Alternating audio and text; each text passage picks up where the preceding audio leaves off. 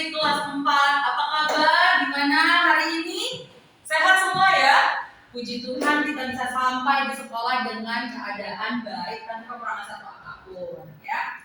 Baik, sebelum kita mulai, coba kalian perhatikan teman sebangku kalian sudah hadir semua belum? Coba lihat ada bangku yang kosong nggak? Kalau ada bangku yang kosong, coba raise hand, angkat tangannya, ya beritahu ke Miss Dian siapa temannya yang tidak hadir. Baik, tidak ada yang raise hand ya, tidak ada yang mengangkat tangan, berarti semuanya hadir. Ya, oke, baik. Nah, sebelum kita masuk ke dalam pembelajaran kita hari ini, ada baiknya kita mengawali dengan doa. Ya, pasti semua ingin berdiri di depan untuk memimpin doa ya. Tapi hari ini Dian akan memilih satu siswa yang paling awal datang dan paling awal hadir di sekolah sebagai reward, sebagai penghargaan atas kedisiplinannya datang di pagi hari. Ya, baik, silakan. Ya, Daryl silakan maju ke depan, pimpin doa dengan teman-teman ya.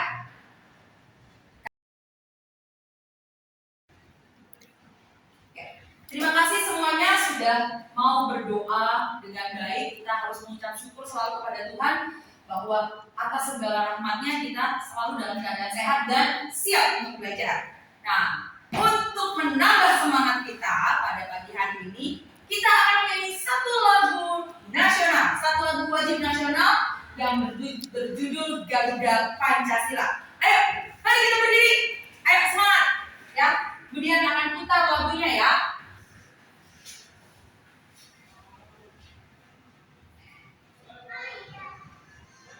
Kita nyanyikan dengan sikap siap lagu Garuda Pancasila.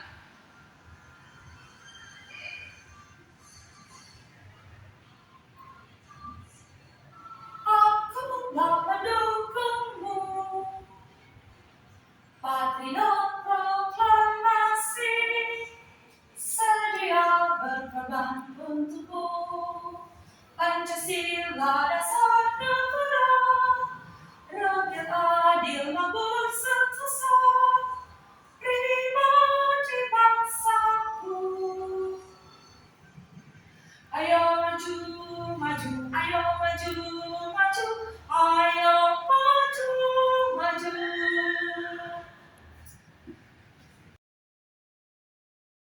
Ya, hari ini kita akan belajar ya. Ada 3 pelajaran yang akan kita bahas, yaitu ada bahasa Indonesia, ada IPA, dan juga ada IPS. Ya, sebelumnya nih, ya, dia mau tanya, ya, siapa yang suka membaca di sini? Wah, banyak ya yang suka membaca ya. Ya, baik. Buku bacaan apa sih yang biasa kalian baca di rumah? Atau buku baca apa yang suka kalian baca atau kalian bawa ke sekolah? Ini termasuk tidak? Ya, termasuk ya? Ya, apa judulnya? IPAS, Ilmu Pengetahuan Alam dan Sosial. Ya, apa gunanya kita membaca? Kita membaca untuk menambah pengetahuan dan wawasan kita, untuk mencari tahu dan menemukan apa yang kita butuhkan untuk mengenal dunia lebih luas. Ya, jadi teman-teman biasakan membaca sedikit banyaknya, bukalah buku setiap hari. Kenalilah kata-kata dan kalimat-kalimat baru dalam setiap bacaan yang kalian temui. Dengan demikian, wawasan kita akan bertambah. Ya, semangat membaca ya teman-teman ya. Ya. Buku yang kemudian pegang tentang IPAS. Nah, sama. Hari ini kita juga akan mempelajari tentang IPA. Ya. Pelajaran IPA tentang sumber energi di sekitar kita. Di pertemuan yang lalu, kita pernah membahas apa itu energi. Nah, kali ini kemudian akan mengingatkan kembali nih kepada anak-anak, ya, apa itu energi dan dari mana sih kita memperoleh energi kita. Ya. Kita sekarang masuk ke pelajaran IPA ya anak-anak ya. Minggu lalu dia sudah jelaskan ya materi tentang energi.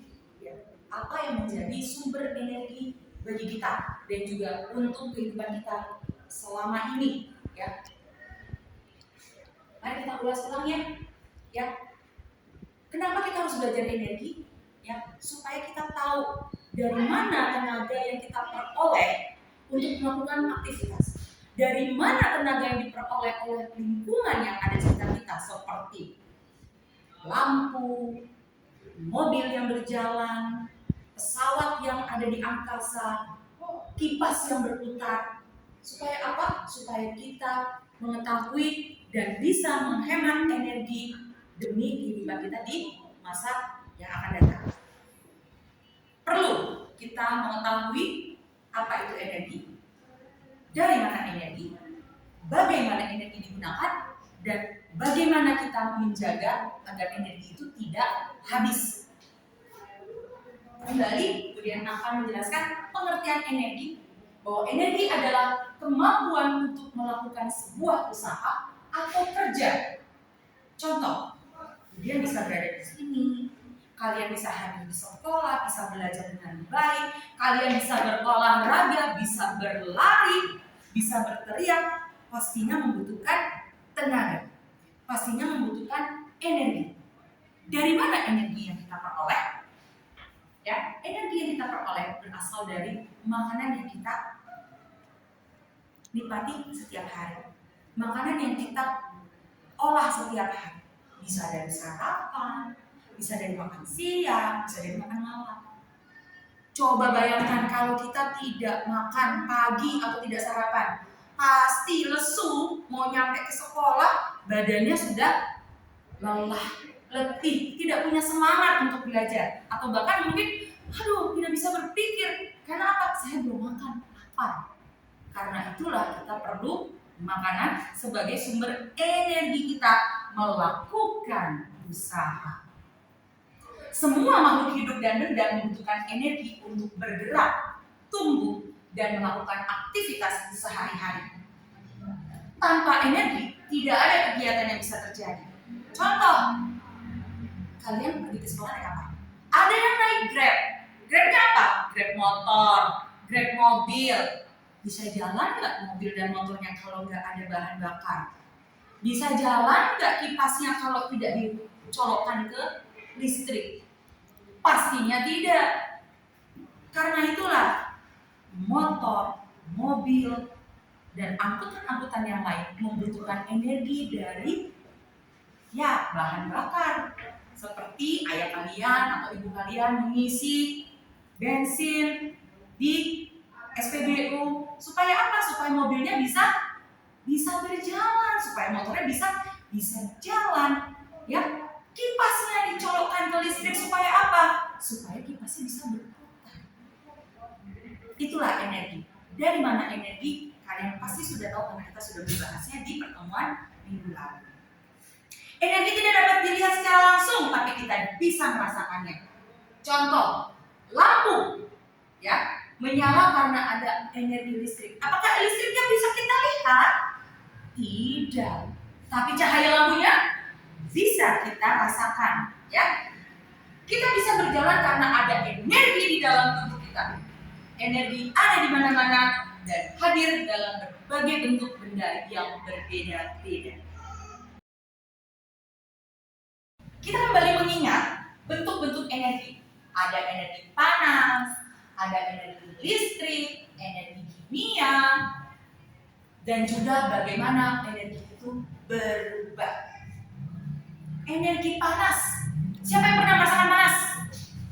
Ada yang pernah tidak sengaja menyentuh lilin yang sedang menyala? Panas tidak? Pasti panas. Energi yang dihasilkan dari panas seperti api, seperti yang Dian katakan tadi, lilin yang menyala, sinar matahari. Panas tidak kalau kalian disuruh berbaris di bawah sinar matahari? Pasti panas, pasti protes, panas. Kemudian, memasak makanan menggunakan kompor, Dulu sebelum ada kompor gas, orang tua kita menggunakan kompor minyak, menghasilkan panas. Minyak yang dibakar itu menghasilkan panas. Panasnya untuk memasak supaya bahan makanan yang ada di dalam kuali atau penggorengan itu bisa menjadi masak, bisa matang karena panas yang diperoleh dari apinya. Energi cahaya. energi yang dapat kita lihat. Wah, terang, ya jelas ya. Ada lampu, ada bulan, ada matahari, ya menerangi ruangan. Ada energi bunyi.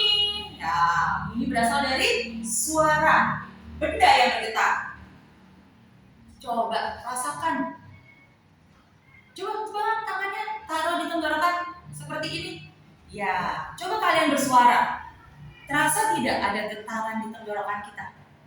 Ya, itu adalah bentuk dari bunyi. Ya, bunyi yang berasal dari benda yang bergetar. Pita suara kita yang ada di tenggorokan akan bergetar sehingga menimbulkan suara seperti ini. Sehingga kita bisa berbicara, kita bisa bernyanyi, kita bisa berteriak, kita juga bisa menangis, ya, kita juga bisa tertawa. Energi yang dihasilkan dari getaran benda. Ada energi listrik, ya, seperti tadi, ya, ada benda-benda yang bisa menyala hanya karena ada energi listrik. Contoh, televisi, kipas angin, lampu. Energi gerak dimiliki benda yang sedang bergerak, seperti bola yang menggelinding, angin yang bertiup. Energi kimia, nah, ya, energi yang tersimpan dalam bahan kimia, seperti contohnya dalam makanan, ya, makanan yang kita makan sehari-hari, ya, mengalami proses kimia di dalam tubuh kita sehingga menghasilkan tenaga untuk kita bisa beraktivitas. Ya, proses perubahan energi. Hal yang menyenangkan nih, belajar tentang proses perubahan energi. Kenapa energi bisa berubah? Energi dapat berubah dari satu bentuk ke bentuk yang lainnya. Disebut transformasi energi. Belum kebayang apa sih transformasi energi? Contohnya adalah bagaimana listrik berubah menjadi energi cahaya. Coba bayangkan listrik berubah menjadi energi cahaya. Ada yang bisa memberikan contoh kemudian? Iya, betul sekali. Lampu yang ada di ruangan kita. Kalau listrik padam, akankah lampu menyala memberikan cahaya kepada kita? Jelas tidak. Kalau mati lampu, jelas lampunya tidak menyala. Kita akan merasakan kegelapan. Tapi kalau listriknya menyala, contoh, kemudian akan matikan ini. Listriknya tidak ada, lampunya padam. Listriknya dinyalakan, lampunya menyala. Itu artinya ada perubahan dari energi listrik menjadi energi cahaya. Lalu tadi kita bicara soal energi kimia. Bahan makanan yang kita makan, nasi, sayur, lauk, buah, minuman juga, ya, setelah mengalami proses perubahan makanan di dalam tubuh kita akan menjadi energi yang kita butuhkan untuk beraktivitas. Contohnya berlari, berjalan, ya. Baik anak-anak, kita tadi sudah belajar apa itu energi, sumber energi, dan bagaimana energi itu bisa berubah. Kali ini Ibu Dian akan memberi kalian latihan, ya, lembar kerja supaya kalian menambah wawasan dan memperdalam materi yang sudah kita pelajari tadi. Ya, boleh dong satu kelas ini dibagi menjadi beberapa kelompok, ya. Satu kelompoknya boleh berisi 3 siswa ya. Silakan kalian pilih teman kalian, ya. Lalu kemudian akan bagikan ini, ya, lembar kerja ini, ya. Tujuannya apa? Supaya kalian bisa, ya, mengetahui sumber dan bentuk energi dan bagaimana perubahannya dalam kehidupan sehari-hari kita. Ya, di sini akan ada gambar. Di sini akan ada gambar, ya. Gambarnya, ini gambar apa? Lalu energi apa yang ada dalam aktivitas ini? Ya, oke. Jadi ini ada gambar 1, 2, 3, hingga 5. Kalian perhatikan gambarnya. Aktivitasnya, wah, sudah diberikan nih. Menjemur pakaian di bawah terik matahari. Kira-kira sumber energinya apa ya kalau menjemur pakaian di bawah matahari? Lalu ada energi apa yang berubah? Ya. Berikutnya nomor 2. Gambarnya apa? Ya, gambarnya adalah kipas angin. Kipas angin yang dinyalakan. Menyalakan kipas angin di ruang kelas. Oke, di sini ada kipas angin. Bayangkan saja kipas angin ini ada di rumah kalian. Ya. Aktivitasnya sudah ada. Menyalakan kipas angin di ruang kelas. Kira-kira energi apa yang berhubungan dengan kipas angin ini? Kenapa kipas angin ini bisa menyala? Energi apa yang dibutuhkan? Lalu bentuk energinya, perubahannya apa saja? Ya, silakan dikerjakan dari nomor 1 sampai dengan nomor 5. Ya, berkelompok ya. Ingat, semuanya harus bisa menjawab nanti pada saat ujian tanyakan. Selamat bekerja. Saya Nadia. Baik, gimana LKPD-nya? Bisa ya? Nanti kita akan kumpulkan bersama-sama, kemudian akan melihat hasil kerja kalian. Ya, berikutnya nih teman-teman, kita akan bagaimana cara kita menghemat energi. Ya, banyak sekali ya sumber bacaan yang kita bisa lihat sepanjang perjalanan kita. Matikan listrik jika tidak digunakan. Itu adalah salah satu cara untuk memberikan kita pandangan supaya kita tuh, oh iya, hemat energi. Ya, matikan listriknya. Hemat. Karena kalau kita semakin lama menggunakan listrik, ya, oke, bukan menggunakan deh, kita menyalakan listrik, tapi kita tinggalkan lampu menyala begitu saja. Kita tidak menggunakan lampunya. Itu berarti kita sudah melakukan pemborosan. Ya, listriknya tidak terpakai, energinya menjadi terbuang percuma. Itu menunjukkan sikap yang tidak hemat energi. Banyak sekali kok di dalam kehidupan kita sehari-hari petunjuk-petunjuk, bacaan-bacaan yang mengarahkan kita untuk melakukan penghematan energi. Supaya apa? Energi itu tidak cepat habis. Seperti halnya energi yang kita rasakan lewat bahan bakar. Bahan bakar apa kemudian? Bahan bakar untuk menjalankan kendaraan. Ya, bahan bakar untuk menjalankan kendaraan itu kan berasal dari minyak. Berasal dari minyak bumi. Ya, minyak bumi itu bisa habis, teman-teman. Ya, minyak bumi tidak bisa diperbarui lagi. Bagaimana supaya minyak bumi itu tidak cepat habis? Ya, kita harus berhemat. Ya, misalkan berjalan kaki, menggunakan angkutan-angkutan yang bisa digunakan bersama-sama, angkutan umum, contohnya kereta, bus, ya, menghemat energi. Kita juga bisa melakukan penghematan energi kok yang gampang di rumah, ya. Contohnya apa? Kalau kita biasakan menggunakan energi dari listrik untuk menggerakkan kipas angin, nah kali ini kita akan bagaimana menghasilkan sumber energi yang jauh lebih ramah lingkungan, hemat, dan bisa kita buat dengan cara yang sederhana. Supaya kita dapat memahami bagaimana cara mengerjakan sesuatu, membuat benda-benda yang membantu kehidupan kita sehari-hari untuk menghemat energi, biasanya kita membaca sebuah bacaan. Ya, bacaan itu sangat membantu dan memberikan kita arahan bagaimana membuat sesuatu. Teks petunjuk. Kali ini kita akan belajar bagaimana mengenal teks yang di dalamnya berisikan langkah-langkah, petunjuk-petunjuk untuk melakukan sesuatu atau menghasilkan sesuatu. Kita masuk ke dalam materi bahasa Indonesia. Ya, apa itu teks petunjuk?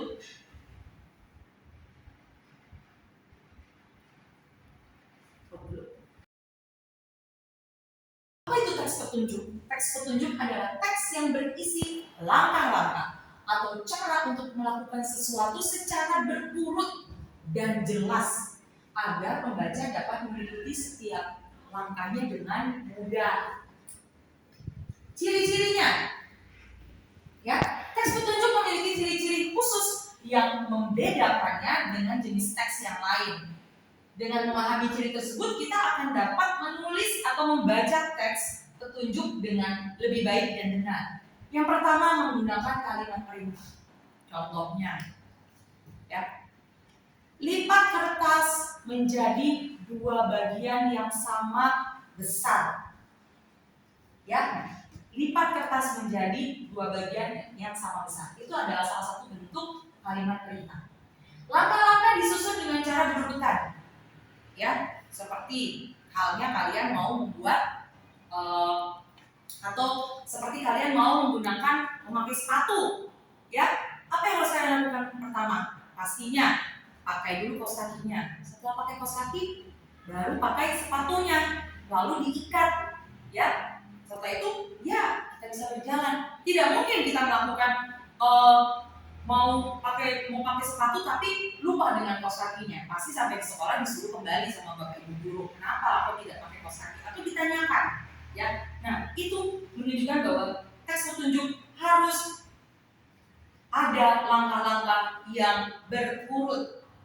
Bahasa yang digunakan jelas dan singkat, tidak panjang lebar, ya. Lalu ada jenis-jenis teks petunjuk, ya. Teks petunjuk teks yang berisi langkah atau cara melakukan sesuatu. Ada petunjuk untuk membuat sesuatu, ada petunjuk untuk menggunakan alat, ada petunjuk permainan, ya. Membuat sesuatu contohnya hal yang mudah saja, misalkan, ya, siapa yang suka membuat mie instan di rumah? Ada yang pernah membuat mie instan sendiri? Pernah, ya? Bagaimana kalian membuat mie instan? Pastinya sudah ada langkah-langkah yang bisa kalian temui di mana? Di dalam atau di bungkus atau kemasan dari mie instan itu sendiri.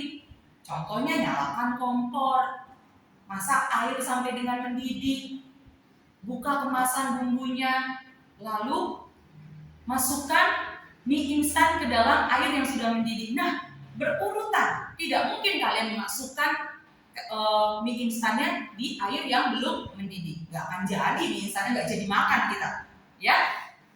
Berurut. Membuat sesuatu, menggunakan alat. Contohnya, bagaimana menggunakan kipas angin listrik. Kipas angin listrik tidak mungkin dia bisa berputar kalau kita tidak menyalakan listriknya, ya kan? Nah, pastinya nyalakan listriknya, baru tekan tombolnya. Sekalipun listrik sudah menyala, tapi kalau tombolnya tidak ditekan, ya jelas saja listriknya juga tidak akan bekerja dengan baik, kipasnya tidak akan bekerja dengan baik, tidak akan berputar, swingnya juga tidak dapat berputar kalau kita tidak tekan tombolnya, ya. Begitu juga dengan petunjuk permainan, ya. Struktur teks petunjuk, apa saja sih yang ada di dalam teks petunjuk? Ada judul, ada bahan yang diperlukan, dan juga pastinya ada langkah-langkah seperti yang ada di kemasan mie instan tadi, ya. Nah, contoh teks petunjuk berikut, Ibu Dian akan berikan kalian kegiatan bersama, ya. Kalian sudah bawa bahan-bahannya, ya. Kita akan membuat kipas kertas untuk menghemat energi, ya, dengan menggunakan kipas kertas. Bagaimana cara membuat kipas kertas? Kalian harus membaca teks petunjuk yang akan Bu Dian tampilkan.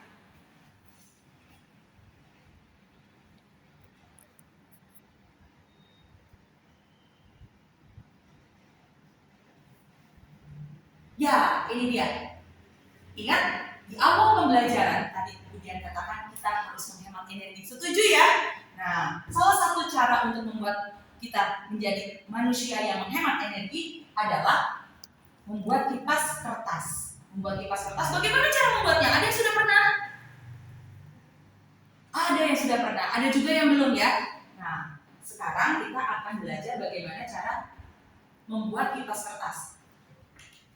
Ya, ini adalah salah satu contoh dari teks petunjuk, teman-teman.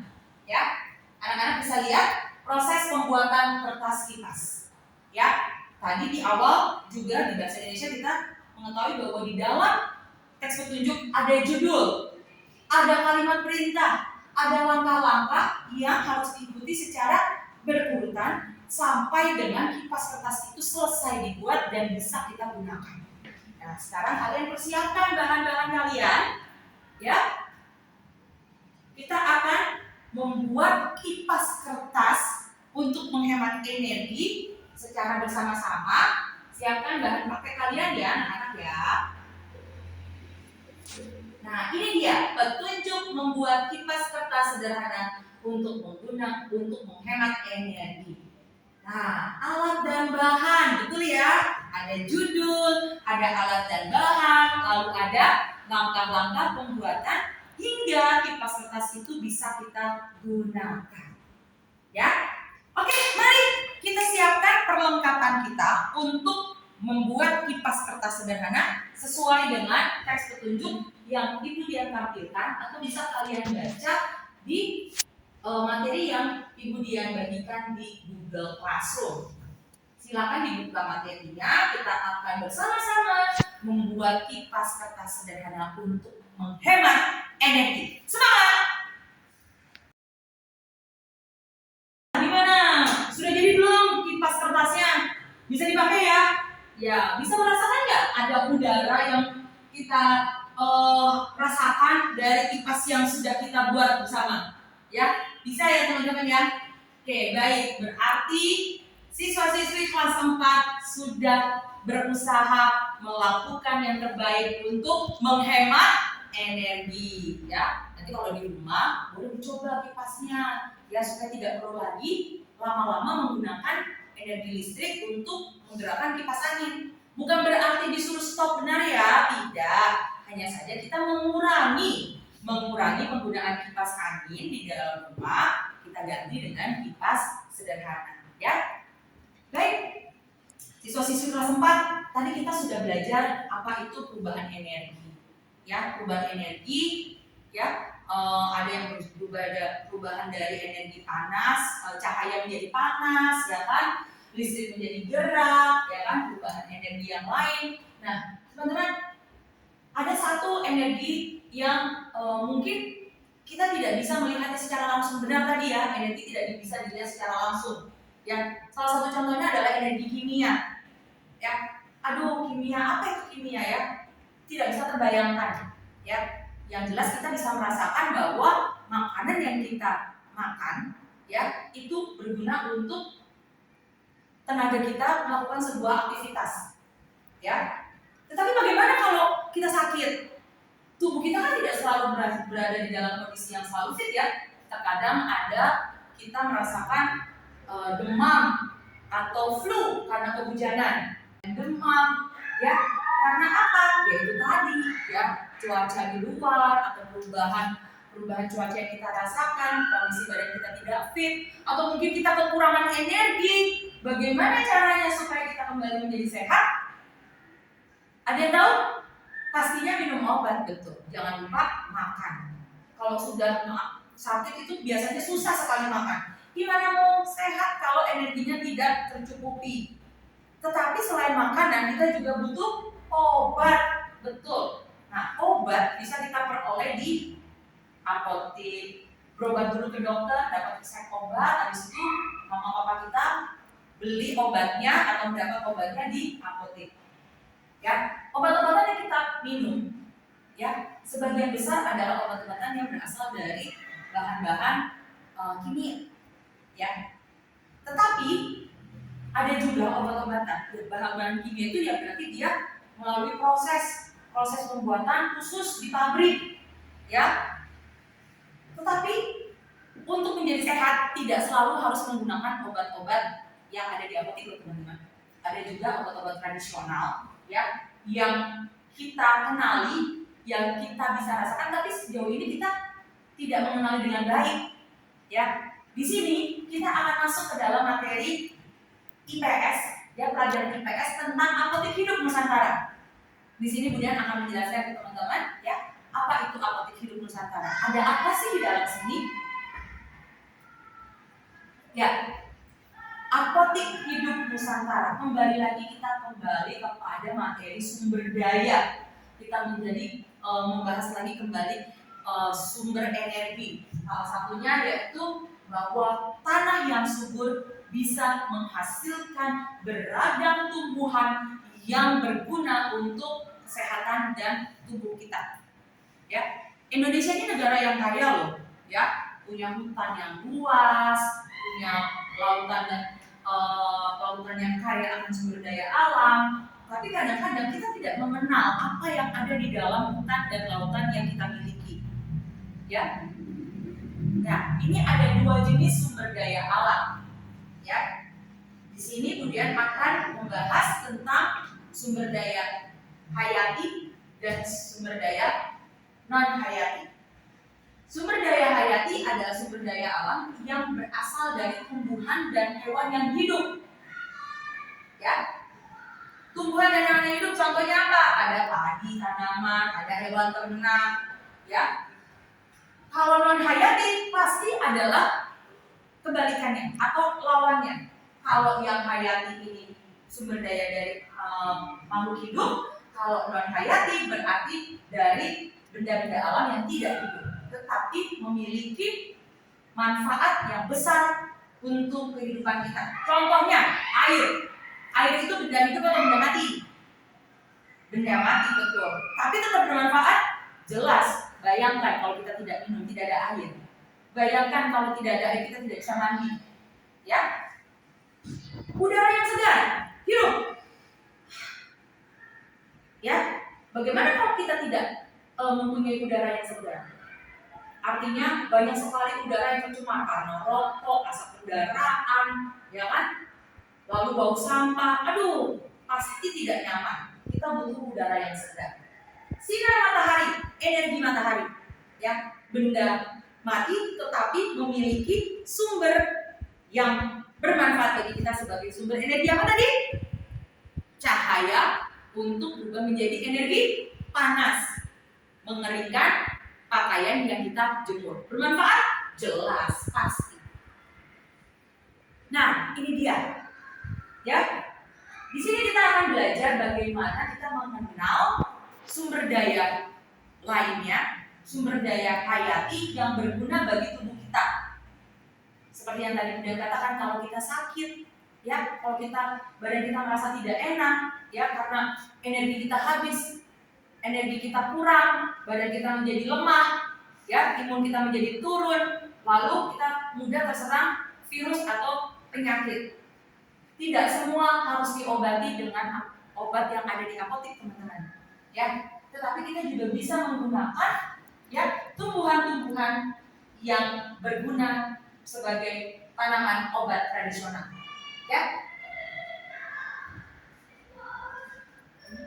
Di sini ada beberapa jenis tumbuhan yang bisa kita jumpai dengan mudah, harganya murah dan bermanfaat bagi kesehatan kita. Jahe, ya, jahe memiliki rasa hangat alami, mampu menghangatkan badan kita. Ya, biasanya kalau kita meminum wedang jahe, nah itu tuh ya teman-teman ya, wedang jahe itu bermanfaat untuk menghangatkan kita di cuaca-cuaca dingin, ya, di musim-musim hujan. Kunyit berwarna kuning pekat, ya. Ingat, kunyit itu berwarna kuning pekat. Sangat bagus melancarkan pencernaan, ya, dan juga meredakan peradangan lambung. Yang suka perih lambungnya, yang suka telat makan, ya. Nah, ini bisa menggunakan kunyit. Pastinya diolah dulu ya, jangan langsung dimakan, ya. Temulawak, ya, berguna untuk membantu meningkatkan nafsu makan. Siapa di sini yang susah makan? Bagaimana mau dapat energi yang baik kalau susah makan? Ya, tapi aku nggak suka. Nah, mama papa kalian bisa menggunakan temulawak yang sudah diolah untuk menambah keinginan kalian untuk makan. Dengan makan kalian memperoleh energi. Lalu kencur, ya. Siapa yang pernah batuk di sini? Pasti kalau batuk maunya yang praktis aja, pergi ke apotek beli obat batuk cair, tinggal glok, tinggal minum. Padahal di dapur ibu kalian, di dapur mama kita ada tanaman, ada hasil tanaman yang bisa meredakan batuk kita tanpa harus kita pergi ke apotek. Kencur, ya, pereda batuk, meredakan batuk berdahak, dan juga tenggorokan yang gatal, ya. Bukan digaruk ya, bukan, tapi kencurnya diolah dulu, ya. Aroma kencur juga memberikan ketenangan, ya. dan menjadi komponen utama segar untuk beras kencur. Nah, ini juga bermanfaat nih ya teman-teman ya. Baik, di mana kita bisa menemukan atau bisa menghasilkan tanaman-tanaman yang bermanfaat, lalu kita mau orang lain tahu bahwa kita punya produk, kita punya tanaman yang bisa memberikan manfaat kepada masyarakat luas. Ya, cara yang termudah adalah di pasar tradisional. Ya, pasar di mana petani atau kita mau menjual tanaman segar langsung kepada pembeli, ya, atau pembuat jamu keliling. Ya, ada juga toko obat, toko herbal dan apotek dijual dalam kemasan-kemasan serbuk atau di dalam bubuk kering atau masuk ke dalam industri, masuk ke dalam pabrik-pabrik. Jangan salah teman-teman, jahe, kencur, temulawak, kunyit juga bisa kok masuk ke dalam pabrik-pabrik besar, diolah menjadi suplemen, diolah menjadi bahan-bahan yang berguna untuk kesehatan kita. Ya, jadi bukan bahan kimia saja. Teman-teman, ya, tadi Ibu Dian sudah jelaskan ada tanaman-tanaman yang berguna untuk obat keluarga ya, untuk obat herbal ya, obat tradisional yang sebenarnya mudah kok kita tanam di rumah ya. Coba sekarang kita berdiskusi bersama ya, apakah obat-obat herbal seperti tadi ya, tanaman-tanaman tadi seperti jahe, kunyit, kencur, temulawak, apakah itu ada di sekitar kita? Dalam artian, ada nggak sih di rumah kita? Ada nggak di sekeliling kita? Ya, mari kita berdiskusi. Lalu bagaimana cara merawat, menanam, dan menjaganya agar tetap tumbuh menjadi tanaman yang berguna bagi kita. Mari kita diskusi bersama-sama. Kita akan berjumpa lagi minggu depan dengan materi yang baru, dengan pelajaran juga yang sama, dengan materi yang pastinya akan menarik untuk kita pelajari bersama. Tetap semangat, sampai jumpa.